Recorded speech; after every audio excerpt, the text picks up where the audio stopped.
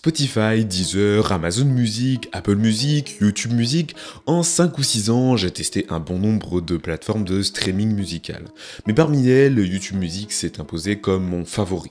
Pourtant, récemment, une offre promotionnelle très intéressante sur Apple Music m'a donné envie de redonner une chance à la plateforme.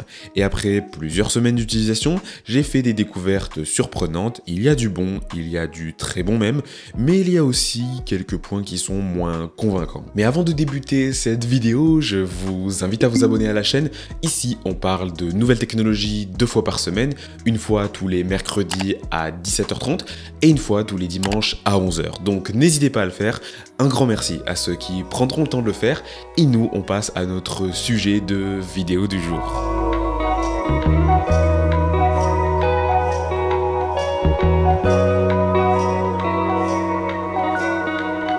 Sur Apple Music, la première chose qui m'a immédiatement frappé dès les premiers jours d'utilisation, c'est la qualité de l'application. Apple a mis un soin incroyable dans le design avec des animations fluides, une UX soignée, un player élégant, des interactions bien pensées et des jackets personnalisées. Tout est finalement travaillé pour offrir une expérience premium et honnêtement, rien que pour cet aspect, je comprends pourquoi beaucoup choisissent Apple Music comme service de streaming musical. Bien sûr, l'expérience peut varier selon les supports, mais dans l'ensemble, moi je trouve que c'est presque un sans faute. Sur iPhone et Android, l'application est ultra fluide, bien optimisée et visuellement impeccable. Sur iPad, c'est le même constat, une interface superbe, pensée pour grand écran. Sur Apple TV, c'est une vraie claque. Aucun autre service de streaming musical ne propose une application aussi bien conçue sur un téléviseur. En revanche, sur Mac, l'expérience est correcte, mais moins aboutie que sur les autres appareils, avec quelques limitations qui rendent l'usage moins agréable. Mais au-delà d'un design soigné qui pour moi est quand même un point important,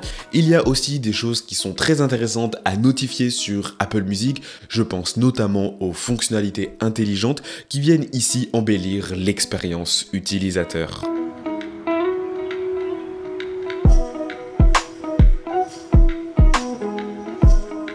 Premier point que j'ai remarqué ici et que j'ai vraiment trouvé intéressant, c'est évidemment la qualité audio, mais aussi les jackets qui sont animés. Dès les premiers jours d'utilisation, ces deux aspects m'ont particulièrement marqué. En effet, que ce soit avec mon casque ou sur des enceintes compatibles, certains morceaux offrent une qualité sonore incroyablement claire. C'est subtil, mais suffisamment net pour être perçu, surtout sur des morceaux bien connus. En plus de cela, ces morceaux sont souvent accompagnés de jackets animés, un détail qu'on ne retrouve nulle part ailleurs, ou du moins pas de cette manière en fait, ou du moins pas de la manière aussi soignée que ce que peut proposer Apple Music. Deuxième point qui m'a aussi pas mal impressionné, c'est toutes les fonctionnalités qui sont liées plus ou moins aux paroles. Spotify, YouTube Music et tous les autres, vraiment prenez des notes parce que ce que propose Apple ici avec Apple Music et ses fonctionnalités autour des paroles est tout simplement incroyable. D'abord, elles sont affichées de façon très ergonomique et lisible et elles s'intègrent parfaitement avec une animation fluide.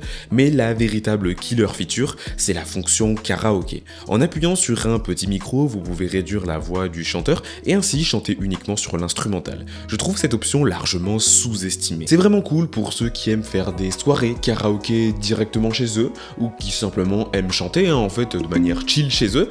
Par contre, moi je trouve que du côté Apple Music, certes, le design de l'application est vraiment maîtrisé, les petites fonctionnalités comme ça apportent vraiment de la valeur ajoutée, mais dès lors j'ai eu affaire à l'algorithme, là je vais pas vous mentir que j'ai rapidement déchanté.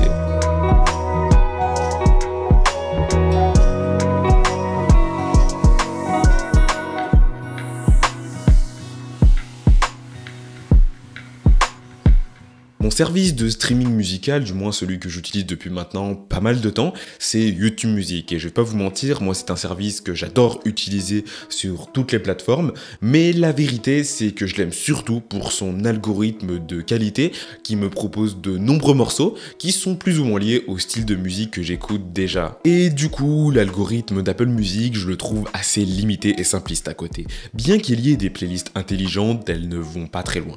On se retrouve vite dans une sorte de boucle, hein, à écouter les mêmes artistes sans trop de nouveautés intéressantes.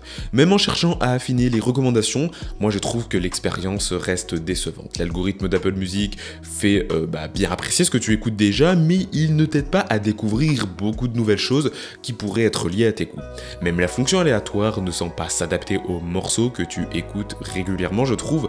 Cet algorithme peut peut-être convenir à certains, hein, notamment pour ceux qui aiment écouter principalement les mêmes artistes, mais il n'est pas vraiment dynamique dans ses suggestions. Il est vrai que tout le monde n'a pas les mêmes attentes lorsqu'il utilise une application de streaming musical.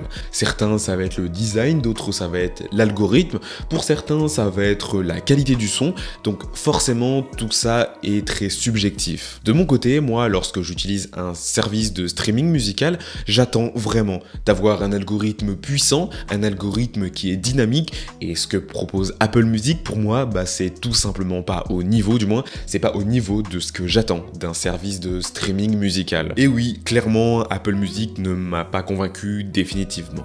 Bien que la plateforme soit bien conçue et que je comprenne pourquoi elle séduit tant de monde, elle ne correspond pas à mes attentes ni à ma manière de consommer la musique. L'algorithme reste trop limité, les recommandations manquent de profondeur et les découvertes musicales sont plutôt rares. Apple Music reste dans une zone de confort en me proposant ce que j'écoute déjà sans jamais me pousser à explorer de nouveaux horizons en fait.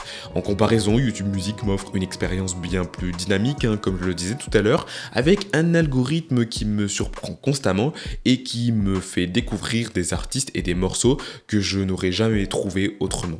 Même si le design de YouTube Music est un peu moins raffiné, c'est vrai, le potentiel de découverte est ce qui fait toute la différence pour moi. D'ailleurs, si vous souhaitez que je prépare une vidéo dédiée à YouTube Music, n'hésitez pas à me le dire dans les commentaires. Et puis au passage, voilà, si vous avez Apple Music, Spotify, Deezer ou autre, n'hésitez pas à me dire pourquoi vous utilisez ce service de streaming musical. Ça peut être intéressant d'avoir votre expérience avec soit Apple Music ou les autres services de streaming musical. Voilà, si jamais vous avez essayé également Apple Music, n'hésitez pas à m'apporter votre expérience en commentaire. Et puis de mon côté, je crois que j'ai tout dit, donc je vous invite à vous abonner à la chaîne, à mettre un like à cette vidéo si elle vous a plu, si elle vous a aidé, etc.